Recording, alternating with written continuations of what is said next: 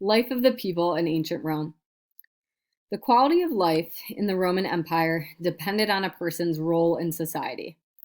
During the Pax Romana, Latin for Roman peace, the empire went through 206 years of relative peace. The wealthy built huge, well-decorated houses and usually had servants or slaves to tend to their every need.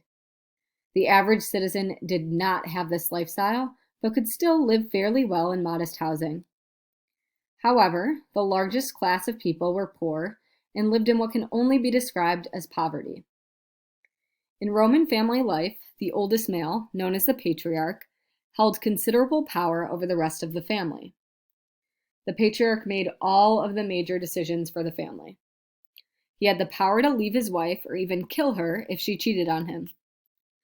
The patriarch even had the right to kill his own children. He could decide if a newborn baby should live and be raised by the family. The patriarch might choose to have the baby killed if he felt he had too many children or even just too many girls. The wife of the patriarch was expected to manage the household and to remain loyal and obedient to her husband. Women could not be politicians, but they gained more rights in later years of the empire. One of these was the right to own property.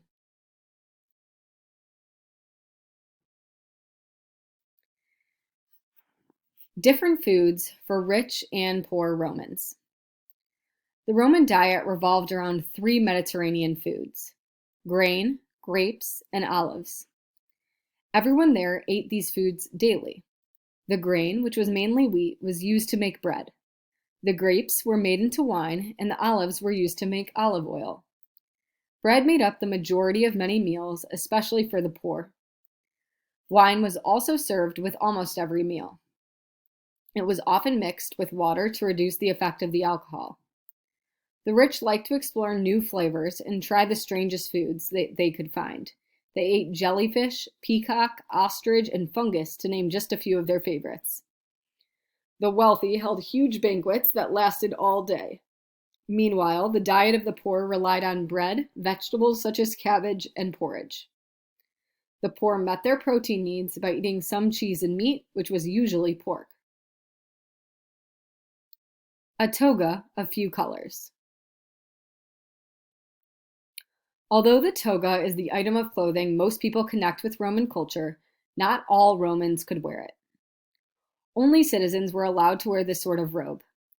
As togas were a sign of social class, citizens wore them with pride, even though they were not very comfortable.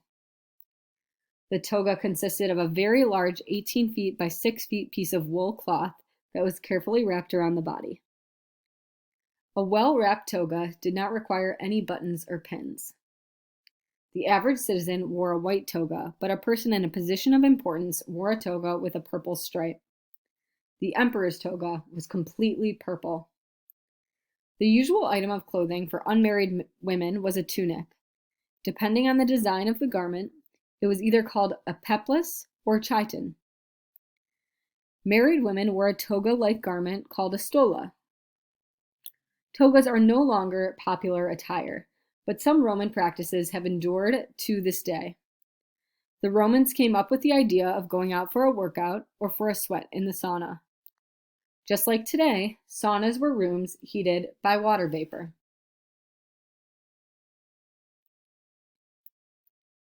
Social hour at the public bath.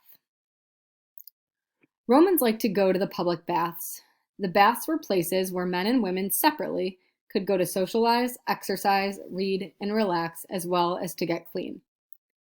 A typical trip to the public baths was quite an event. It might begin with some exercise in the gymnasium, a building that was inspired by ancient Greece. This was followed by a trip to a warm room where an attendant would rub oil all over the visitor's body. Next came a visit to the tepidarium, where another attendant scraped the oil, dirt, and sweat off of the body with a metal tool. When clean, the Romans took a swim in the baths.